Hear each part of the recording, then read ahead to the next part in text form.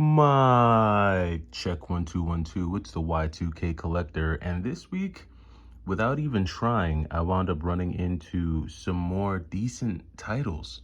Not only for the PlayStation 3, but also for the Xbox 360, and I'm gonna share them with you right now. But I'd start off with the one and only PS3 game that I was able to find this week, and that is a copy of Silent Hill Downpour on the PlayStation 3. Now, I do have Silent Hill 1 and I have Silent Hill 2. I recently picked up Silent Hill Condemned and I think the Silent Hill like trilogy. And even though horror games has not typically been my thing, I've been trying the Silent Hill series. It's made by Konami. I'm a big fan of Konami and a lot of the stuff that they put out. So I've been trying to give it a try because it doesn't seem like well, I guess it kind of does. I guess it's like a little bit different from Resident Evil. Not that I've got anything against Resident Evil. I just remember, so growing up, there used to be this store. And it was in this neighborhood that I used to visit from time to time. And it was called Corners. And I didn't realize what it was. But being an adult now and looking back on it, what it was actually an indoor swap meet, now that I think about it. And I remember hearing about swap meets and being like, what's a swap meet? And I was so used to swap meets like being outside that I didn't realize that this place was actually an indoor swap meet. And they would have different sections of the store with different vendors that sold different things. Like one person would sell like clothes, another area would be like videos and DVDs. I guess it was kind of, this is the 90s, so it was more VHS tapes and stuff, cassette tapes. And then there was like another section for like video games, like you had video game vendors there. And I remember there would always be this one dude who had like, he would have the game, but he would also have like the controllers out and everything so that like you could like play the game. It wasn't an official kiosk. He just had like a TV screen, a system, and some controllers. And I remember being a kid and going into that place when Silent Hill 1 first came out, the first Silent Hill. And I just remember thinking like, this game is very creepy. So, but I played it, like I kept playing it. As creepy as it was, I kept on playing it. And eventually my friends got it and I never got around to really getting too deep into it, but there is a nostalgia factor for me with the Silent Hill series. So I definitely went ahead and got this one. They did have it underpriced. I think this is like a $60 or $65 game. They had it in there for $37. So I went ahead and snagged this. And of course it was complete. I'm only gonna get these if they're complete, you know, because if not, I could just go on eBay for that matter and just get it. So I think it's games like this where you're able to squeeze out a little bit of value out of GameStop. So I went ahead and got Silent Hill Downpour. Now, I was able to find some Xbox 360 bangers, and we're going to start with this first one right here. Boom, Reckoning. Now, this is not an expensive game by any stretch of the imagination. This is like a $6 game, but Reckoning is a really cool action adventure game. It's got like that whole hack and slash feel going to it. And I'm a really big fan of these like open world adventure games where you're like in this like expansive universe. So this is definitely one that I could see myself jamming out to on a Friday night, maybe even tonight, you never know. So this is one that I went ahead and picked up and added to the 360 collection. Great condition, by the way. Here's another one that I picked up, Nier, for the Xbox 360. Now I know that this game is available on like the PS4 and like the Xbox One and stuff, but they did have it for the 360. And you know, when you get these games like on the 360, you actually get like a manual and stuff. On like the PS4 and like, you know, the Xbox One, they stopped believing in manuals in that generation. So the cool thing about getting it on the 360 is that you do get a nice little manual to go with it. So I went ahead and picked up this copy of Nier on the 360. So added that, and again, a lot like Reckoning, this too is like an action adventure game. So a really cool one, and it's by Square Enix. So you know, they put out some pretty good stuff. The next game that I went ahead and got And try not to laugh at me, but I rarely ever see this game. I feel like I've only seen this game like one other time at GameStop.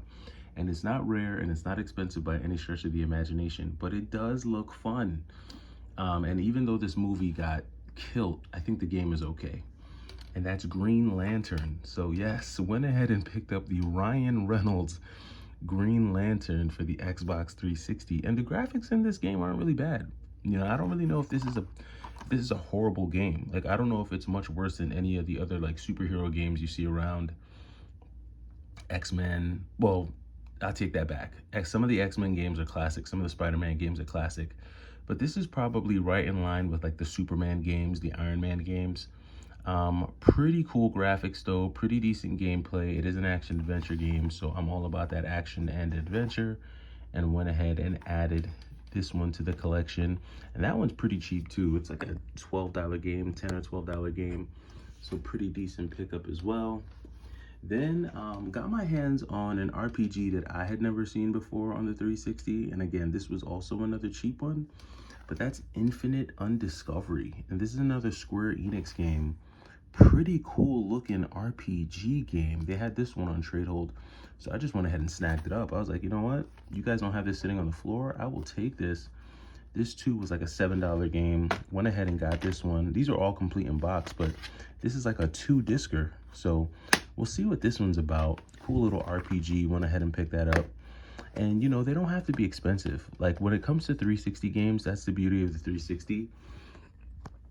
Like even though a lot of the prices for 360 games recently spiked and now they're astronomical, because the price jumps are still so fairly new, you can still get a lot of really fun games on the 360 at a really cheap price. So they don't have to be expensive to be fun. That being said, one of the last pickups I got was Need for Speed Most Wanted on the 360, right after I finished saying all of that, right? Need for Speed, this one has gone up in price. They had this one here, complete in box, so I went ahead and grabbed that. Pretty decent shape. I might have to do a case swap on this one because some of these cases are a little rough. So I may wind up doing a case swap, but pretty decent game. I played this for a bit. I'm digging that at Lexus IS300. Played using that for a little bit, but definitely one that I wanted to add. I used to play Need for Speed 3. When I was a kid, I had Need for Speed 3 on the PC. Fun fact about the Y2K Collector. Whereas a lot of kids, their introduction to like the 3D gaming was like PlayStation and like, you know, Sega Saturn and stuff. My introduction to 3D gaming was actually PC gaming. So I played a lot of games on the PC way before I ever got a system. So like Tomb Raider, I played that on the PC. Earthworm Jim, played that on the PC, even though Earthworm Jim is a 2D game. I mean, look, I've got the proof right here. It's so funny I say that. Look, so this is the copy of Earthworm Jim that I played as a kid on PC. So this is like the identical Earthworm Jim that you would have played like on NES or Sega Genesis. It was just on PC, and I wound up going to like a Staples, I think, and getting like a controller that was compatible with my Windows 95 back in the day. How many of you guys remember America Online? This is throwback right here. I found this the other day going through some of my old stuff. But yeah, I was a PC gamer, man. And again, it was because growing up, you know, my parents weren't super heavy into video games. They wanted me to concentrate on my schoolwork. They wanted me to get good grades. So, you know, video games weren't high priority for them. So I had to be creative.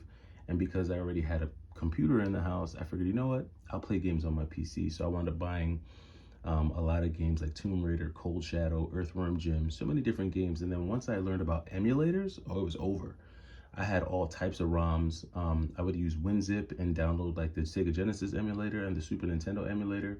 And I was playing all kinds of stuff on PC back in the day. I was emulating back in the early 90s. It's crazy to think about. Well, not early, probably mid 90s, I should say. 97, 98. So I guess that's late 90s, but still, that's super throwback. And seeing that copy of Earthworm Jim was just a blast from the past, because that takes me straight back to my childhood. But that does it for me. It's the Y2K Collector. Picked up some pretty sweet games. Let me know what you've been able to pick up this week. I'm looking forward to the weekend. I think it's going to be special. that does it for me. Take it easy.